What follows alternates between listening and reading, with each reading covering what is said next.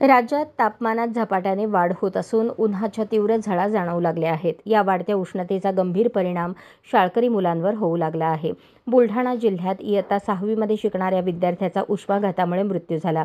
विद्यार्थी शाळेतून घरी येत होता. अचानक त्याची तब्येत बिघडली. प्राथमिक उपचार करून त्याला अकोल्यात नेण्यात आले, मात्र रस्त्यावरच त्याची प्राणज्योत मालवली. संस्कार सोनटक्के असे विद्यार्थ्याचे नाव आहे.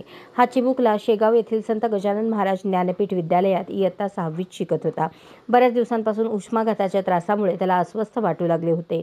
संस्कार शाळेतून घरी परत आला. तो परत आल्यानंतर त्याची अचानक तब्येत बिघडली.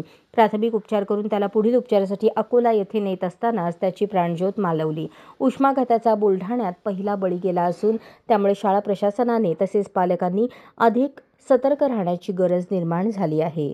अशाच नवनवीन अपडेटसाठी जनता राज्य न्यूज चॅनलला सबस्क्राईब करा, लाईक करा आणि शेअर करायला विसरू नका.